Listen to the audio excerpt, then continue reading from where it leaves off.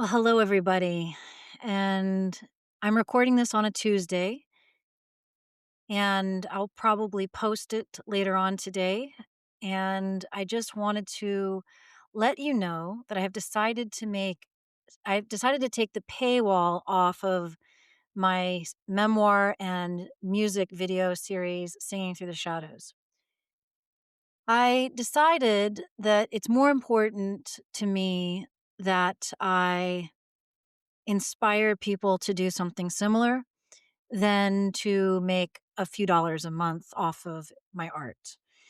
The whole idea is any artist wants to earn some income off of their work. The most important thing really is to have a place of expression.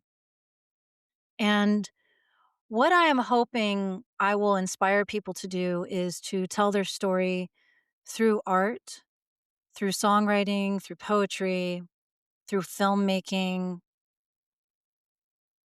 And my whole purpose for creating Singing Through the Shadows is to give my younger self a chance to be seen and heard. She actually had a lot of opportunities to be seen and heard, but she had a lot of things working against her: low self esteem, fear of rejection, and a few legitimate reasons to feel afraid of rejection.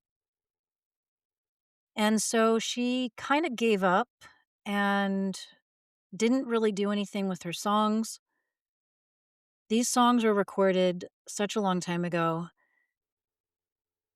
And I wonder, have you ever created something only to stash it away in a cabinet somewhere or to save it on a hard drive and never look at it again?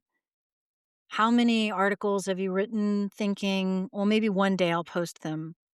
How many songs have you written that nobody has ever heard? The thing about the world that we live in today is that we are finally starting to see the facade break down. And this has helped me a lot in gaining confidence. One of the biggest problems with the music industry, in my opinion, is that it has, throughout the years, throughout my lifetime, I have witnessed it get further and further into perfection to the point where it no longer feels real or human. I remember music in the '80s was definitely moving in a digital direction, but the musicians and the singers were all real, and the singers were incredible. And that continued into the '90s, even though it was really the '90s where we started to hear this overproduced sound, this, almost machine-like way of creating songs, this factory, that's what it is. It was like a factory type setting. I think about people like in the late '90s. I think of Britney Spears, bless her heart, I don't have anything against her, but it was right around her era with, the Backstreet Boys and the Spice Girls, and you started to have all of these clearly manufactured groups. And even though I do think Britney Spears is a fantastic dancer, I don't I'm not gonna say anything. I'm not the kind of voice teacher who wants to sit up here and say negative things. I have a lot of admiration for her. I have a lot of respect for her, but it was around that time where it started to become very obvious that the music was being manufactured. It wasn't real. It was, pieced together by producers and agents, and the humanity was was going away a little bit at a time. And it was right around that era that I was writing songs and performing in coffee shops. And so by the time I was old enough to do anything about it, it really just didn't feel like the world was set up in a way. It didn't feel good. It just didn't feel good to share my songs anymore, and so I quit pretty much, and I just leaned into teaching. And then throughout the last 15 years, the technology has gotten so sophisticated that you can't even hear mistakes anymore. Everything is so perfect.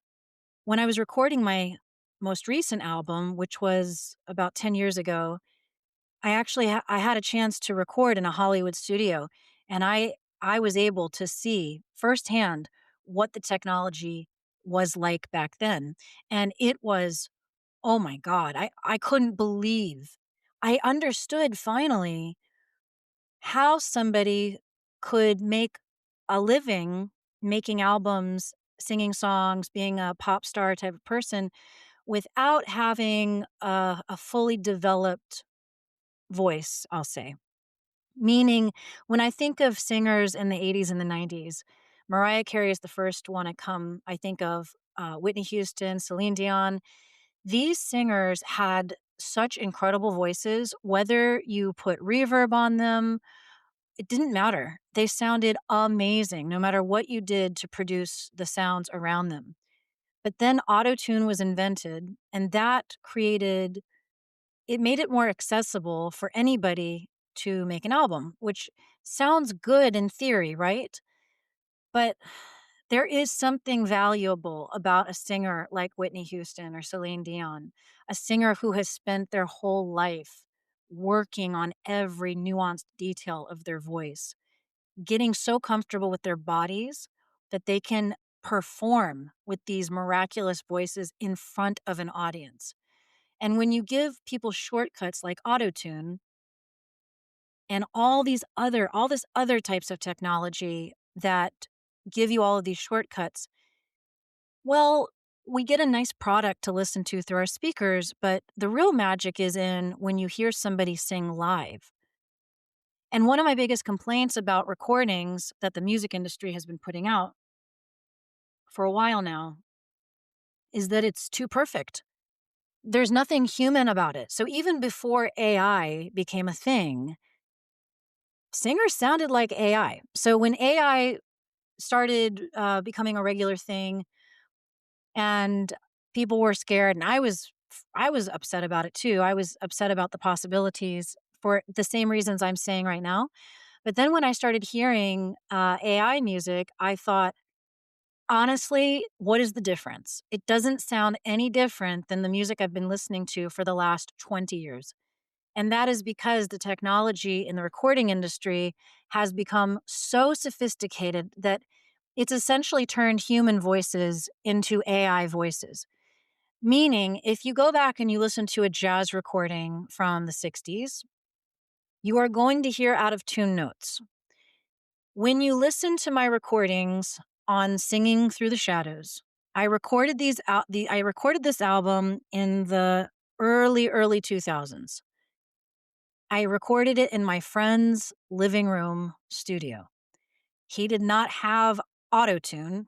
I'm sure it was already around by then, but it wasn't accessible to the home recording person. So you will hear my voice go out of tune quite a lot, actually. But it's good enough, and that's what it because that's what a human voice does.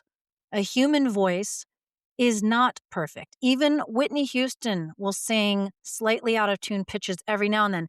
The difference between Whitney Houston and somebody of a modern era who has not done all of the work is that Whitney Houston is so in tune with her own voice that she can immediately correct herself, immediately, so fast that you don't even realize she went out of tune to begin with.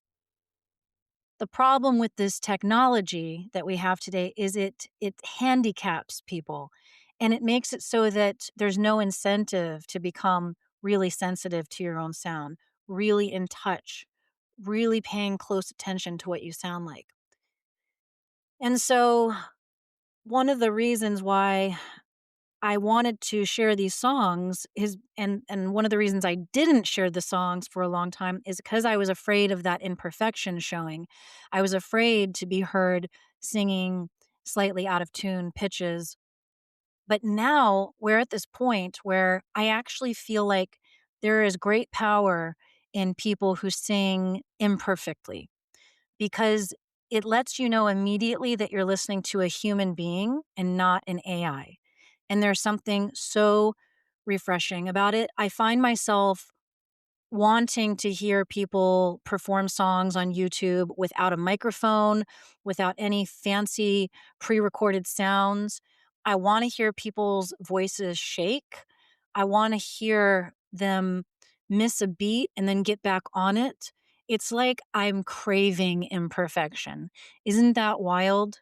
For a long time, I was just like everybody else in the collective where I thought everything needed to sound perfect, and that's one of the reasons I held myself back because I was far from perfect, and I didn't feel like anything I did was good enough to release out into the world.